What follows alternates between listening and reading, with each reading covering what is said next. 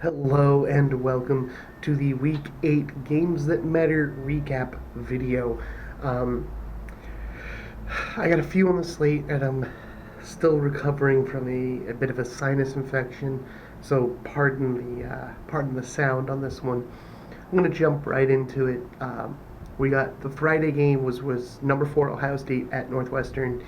I picked Ohio State to win this one on the road, and it really wasn't much contest. Northwestern's a decent team this year, but they can't catch a break. I would be willing to bet they have possibly one of the hardest strength of schedules out of the Big Ten, almost guaranteed. Out of the country, they're up there, I would think. But Ohio State comes away with the big win. Next was number 3 Clemson at Louisville. I picked Clemson to win this one, and they did pretty handily. Um, they just they just Louisville couldn't keep up with them for the full game. That being said, Louisville kept it close for longer than I anticipated them to. West Virginia at number 5 Oklahoma. Oklahoma won this one at home like I thought they would. Um, this is a big win for them to keep their season alive, trying to get back into the college football playoffs for the third straight season.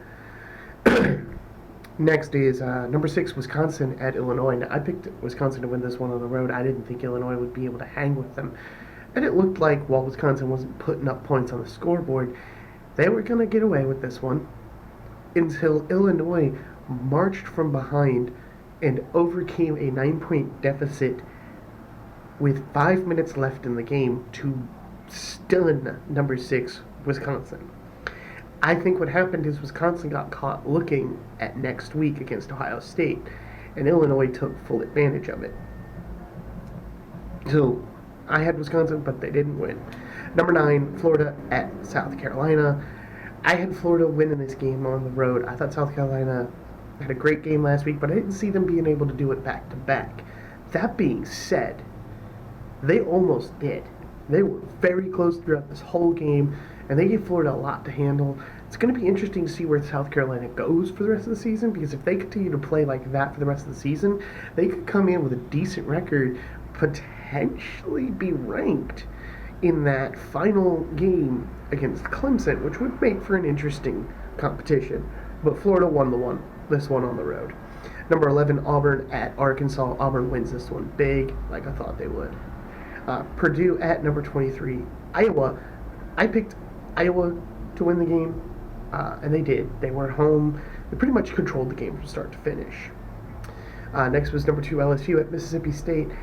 Mississippi State hung with LSU early in this game, holding LSU to 3 straight field goals, and then scored a touchdown to keep it. It was 9-7 at one point. It was actually 7-6 Mississippi State at one point as well.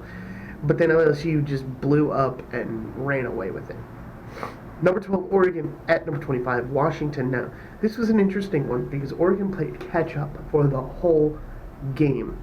They ended up winning 35-31. They were playing catch-up the whole way. But a win is a win, especially against a top 25 opponent. Keeps their season alive at this point. They're a one-loss team, with Auburn being their one loss in the beginning of the season. A game they should have won. So I think that bodes well for Oregon. If there is a one-loss team that can get in this season, that bodes well for them. Next is Temple at number 19, SMU. Now, I picked SMU to win this game, and they did at home. They pretty much outclassed Temple this time around. So it was interesting to see, and I wonder if SMU will take over at the BCS spoiler this year.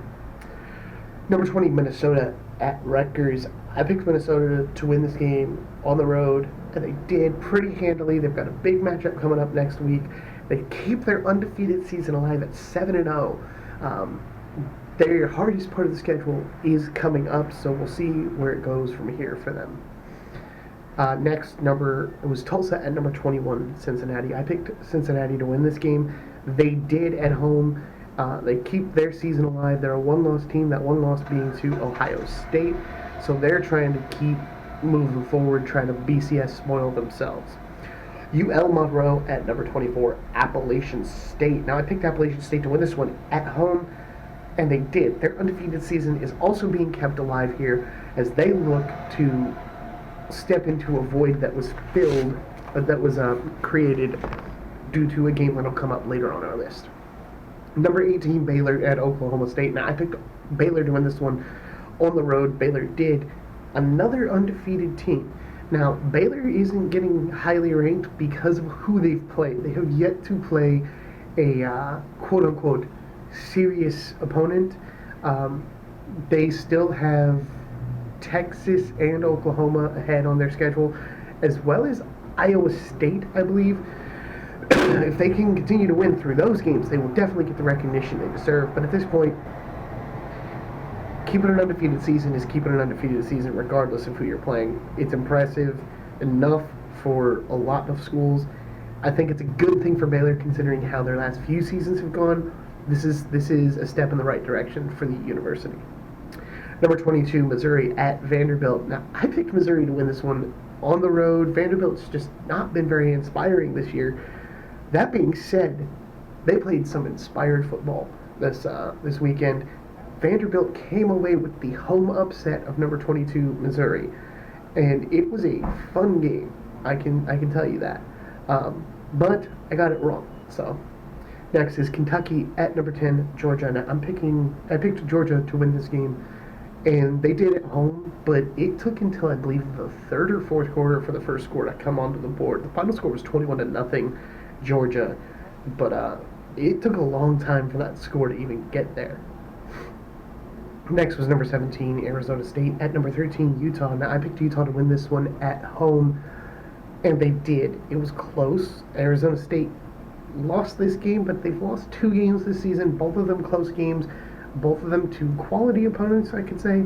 So it's not the worst situation for Arizona State, especially for a first-time head coach who's trying to dig this team out of the gutters of the Pac-12. They're doing really well, and I think they're going to finish with a chance at redeeming themselves in the conference. Kansas at number 15, Texas. Now, I picked Texas to win this game, and they did at home, but Kansas gave them a lot to handle. It was really close. Watch out for Kansas next year. This year, I think it's kind of... They're still trying to get the pieces in place, but once Les Miles starts getting his own people in there and starts building the team up, watch out for them. Number 16, Michigan at number 7, Penn State. I picked Penn State at home to win this one, and they did. 28-21. Now, they went up 28-7 at one point, and Michigan came storming back on them, but they held them off and won the game, and that's keeping Penn State's undefeated season alive as they look to continue towards that Ohio State matchup later in the season to try and make their bid for not just the Big Ten, but even the college football playoffs. Next is Tennessee at number 1, Alabama. I picked Alabama to win this game at home. They did.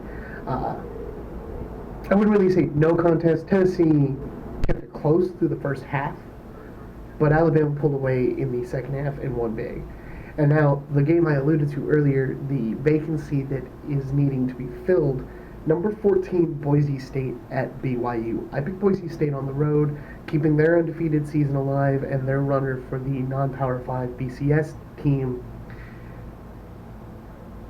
They lost to BYU, which was surprising, but also BYU's not a bad team. So it's not as surprising as some of the others that have happened this season, but I just was not expecting BYU to come out the way they did. BYU gets another big win for themselves this season. Boise State suffers their first loss of the season, and it's a big one because it pretty much drops them to the point where they have to rely on other teams losing for them to regain that position as the BCS spoiler. So that's it for the recap. I had 18 of the 21 games this week correct. That's an 85.7% correct rate. I have 138 out of the 164 correct on the season so far for the games that matter, and that puts me at an 84.1% correct for the year. Really excited about this. I feel like I'm doing pretty good this season. My top 25 matchups have been not to jinx myself or anything, but have been the best they've been to this point in a season. Um, I'm kind of surprised by that, but at the same time, it's been a weird year where things have been kind of oddly predictable. Like, it wasn't until just last week and this week that we had any major upsets in college football. And usually you got them flying all over the place throughout the whole season. It's interesting how, I guess you could say, calm this season has been. That being said, for my numbers' sake, I want it to continue. But for the sake of entertainment, excitement's excitement, right? So, thanks for tuning in, you guys. If you like what I'm doing, don't forget to hit that like and subscribe button. Leave a comment below. Let me know, who do you think is going to be the next upset? Who do you think is going to have their playoff hopes dashed this upcoming weekend? Let me know in the comments below, like I said, and I'll see you guys for the Week 9 predictions video.